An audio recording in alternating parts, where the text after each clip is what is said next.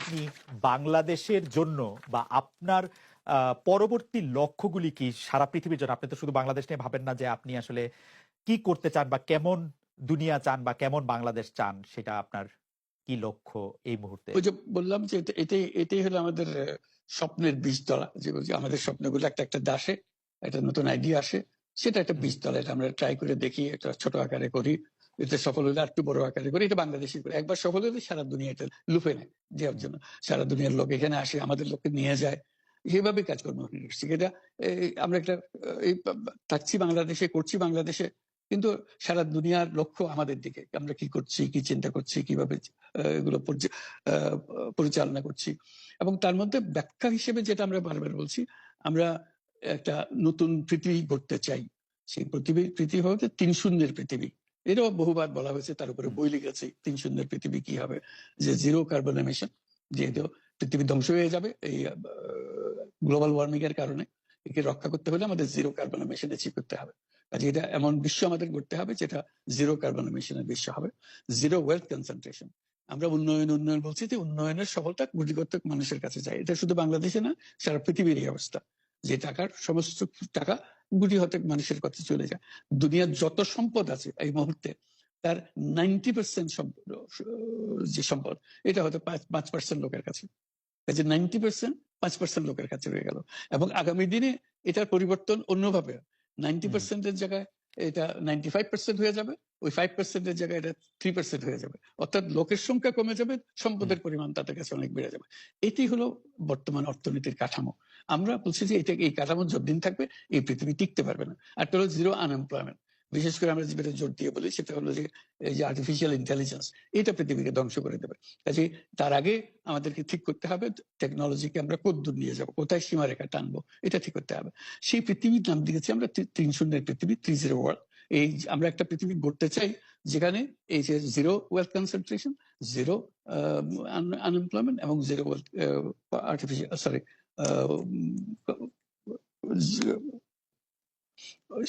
Global warming zero হবে। এটাই হুম। এটা এই 3টা জিরোর মধ্যে আমরা থাকবো। তো সেটা আবার বিভিন্ন দেশে এটা পর্যালোচনা, বৈঠক হচ্ছে, বিভিন্ন বিশ্ববিদ্যালয়ে সেটা নিয়ে আলোচনা হচ্ছে, আমাদেরকে আমন্ত্রণ জানাচ্ছে, আমরা সেগুলো বিশ্বকে বোঝানোর চেষ্টা করছি। এটার বড় নিয়ামক হবে সোশ্যাল বিজনেস। এই সোশ্যাল বিজনেস এর মাধ্যমে এগুলো করা যাবে। কারণ সোশ্যাল বিজনেস সঙ্গে আসছে সোশ্যাল বিজনেস, এবং কত জায়গা থেকে কত ভিন্ন ভাবে এগুলো প্রসার করা হবে সেটা আমাদের উপর আমাদের দায়িত্ব হয়। আমরা এগুলো ব্যাখ্যা করি, আমাদেরকে বিভিন্ন বিশ্ববিদ্যালয়ের মারফতে হয়। ১০৭টা বিশ্ববিদ্যালয়ের এখন সোশ্যাল বিজনেস সেন্টার আছে। এটার নাম হলো সাধারণত ইউনুস সোশ্যাল বিজনেস সেন্টার নামে পরিচিত হয়।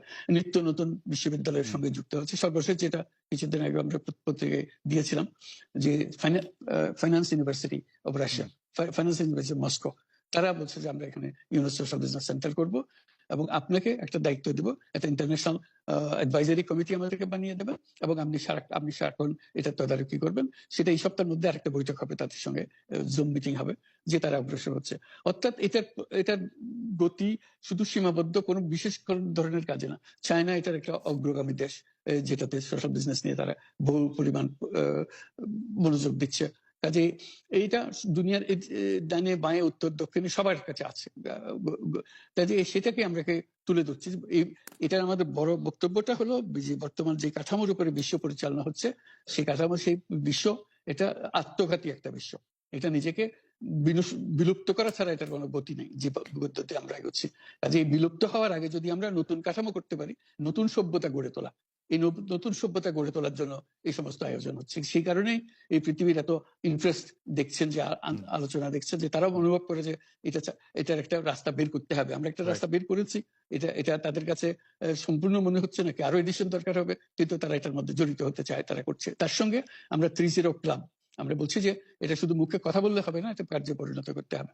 পাঁচজন সদস্য নিয়ে এটা ইয়ুথদের মধ্যে প্রচার করার, যুবকদের মধ্যে প্রচার করার জন্য, 12 বছর বয়স থেকে 35 বছর বয়স পর্যন্ত, এই হুম, বয়সের মধ্যে এই যে 5জন মিলে একটা ক্লাব করবে, ৩-0 ক্লাব।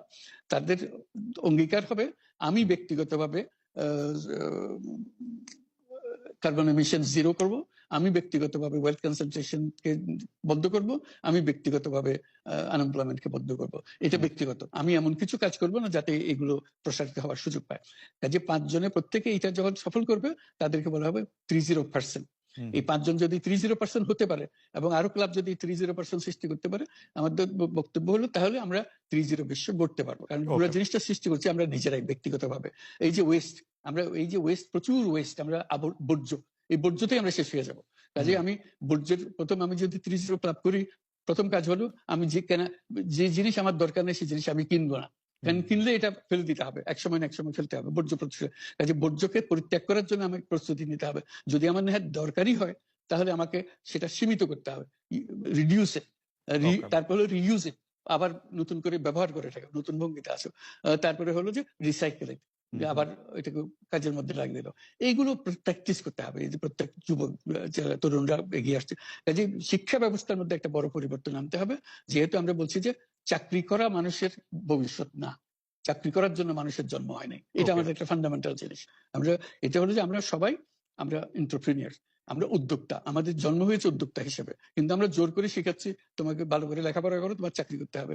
আমরা ওই হয়ে গেছি ওই দাসপ্রথার শিকার, আমরা দাসত্ব গ্রহণ করছি। একবার যদি আমি এটা গ্রহণ করি তাহলে আমি আর এর থেকে মুক্তি পাবো না, কিন্তু আমার চিন্তা শক্তি রহিত হয়ে যাবে। এটা থেকে বাইরে হওয়া যাবে ওইটাকে না। আমরা নিয়ে আসছি যে এটা এই এন্টারপ্রেনিয়র হতে হলে আরো কতগুলো পরিবর্তন হবে, বিশেষ করে ফাইন্যান্সিয়াল সিস্টেমে বিরাট রকম পরিবর্তন করতে হবে। কারণ এখন ফাইন্যান্স গরিবের কাছে আসে না, যেটা নিয়ে গ্রামীণ ব্যাংক শুরু হয়েছিল। গ্রামীণ ফাইন্যান্স আছে বড় লোকের কাছে, এই বড় লোকের কাছে আসে বলেই এই ওয়েলথ কনসেন্ট্রেশন সম্ভব হয়েছে, সম্পদের কেন্দ্রীকরণ সম্ভব হয়েছে। আমরা যদি এই ব্যাংকিং সিস্টেম পরিবর্তন না করি তাহলে এটা চলতে থাকবে। কাজে আমাদেরকে বড় পরিবর্তন আনতে হবে ব্যাংকিং সিস্টেমের মধ্যে। সেগুলোর জন্য কি কি পদক্ষেপ নিতে হবে সেগুলো আমাদের বিষয়, আলোচনার বিষয় হবে।